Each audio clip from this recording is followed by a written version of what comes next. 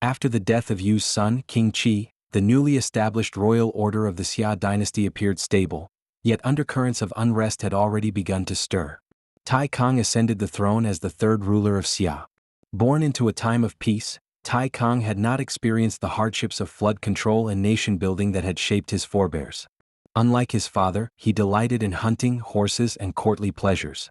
According to ancient records, Taikang indulged excessively in hunting, neglected state affairs, and distanced himself from governance, leading to a breakdown in the ritual order.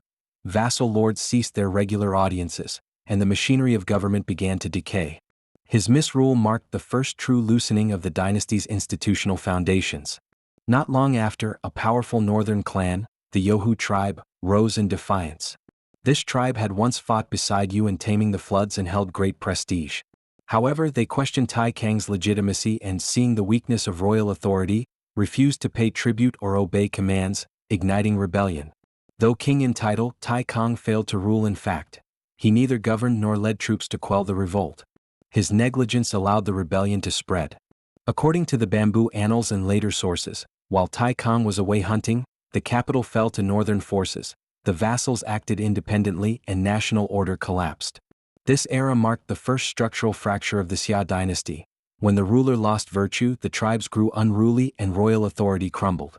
Taikang's reign represented a turning point from prosperity to decline. He inherited the order established by his father but lacked his spirit and vigilance.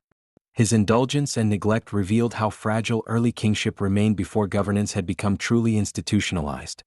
His failure was not accidental but inevitable, a warning born of transition as the realm moved from rule by personal virtue to rule by law and system. To later generations, Taikang was not merely a fallen monarch but the embodiment of the dynasty's first painful lesson in political maturity. In the chaos that followed, the light of the royal house dimmed to its weakest glow. Yet amid the ruin, destiny raised another ruler, Shaokang. He was no founding hero, nor a conqueror of blood and iron. When he ascended the throne, the realm was no longer a united kingdom but a fragmented land of feuding lords. Old alliances were broken, tribute routes severed, and the authority of Xia existed in name only. Shaokang was the son of Qi and younger brother of Taikang. After Taikang's failures and the collapse of governance, the royal elders and remaining clansmen enthroned him to save what was left. Historical texts record, "The world was in disorder, the lords did not come to court." Royal power flickered like a solitary lamp in a storm.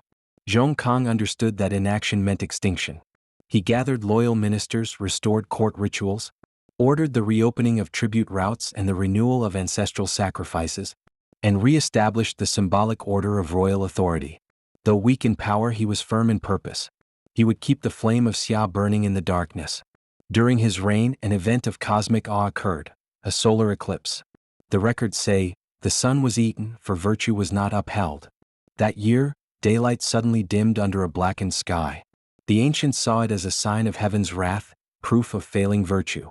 Terrified, Shaokang convened his ministers, built an altar to heaven, and ordered his historians to record the omen as a moral warning. This became one of the earliest documented astronomical events in Chinese history, a merging of heaven's signs and political symbolism. For Shaokang, it was heaven's reminder. If virtue is lost, heaven withdraws its mandate. Though diligent and sincere, Shaokang could not heal a wounded dynasty. The vassal lords remained restless. To the north, remnants of the Youhu clan still defied him. To the east, the Yi tribes grew stronger. The center of Xia trembled still. His rule was one of preservation rather than revival. He reformed rituals but could not secure the realm. He consoled the people but could not strengthen the state. His efforts delayed collapse but could not reverse fate. In his later years, real power drifted from his grasp, especially toward the southeast, where a famed archer named Hou Yi was rising to prominence on the political stage. When Shaokang died, his son Xiang succeeded him. But the influence of Yi had already cast a shadow over the royal court.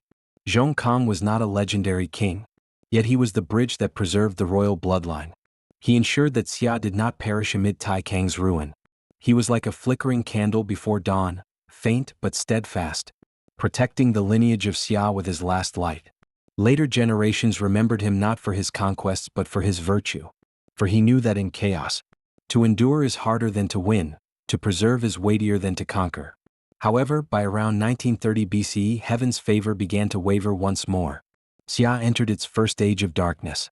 It was a story of virtue and deceit, loyalty and betrayal, light and shadow. Beneath the sacred aura of kingship lurked the deepest desires and treacheries of humankind.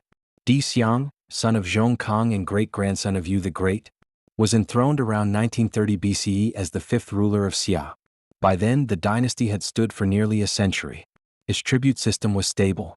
The rivers tamed by Yu still flowed in their courses, and the palaces of Yangqing still towered south of Mount Song. The realm seemed at peace. Yet beneath its surface, tensions brewed. Deceit was gentle and courteous, faithful to the ancestral maxim, rule by virtue, govern by ritual. Upon taking the throne, he repaired temples, restored farmlands, and reaffirmed Yu's old order, that the 9 provinces should sustain the center through tribute. But his benevolence brought not stability but weakness. Under his gentle rule, the roots of authority began to loosen.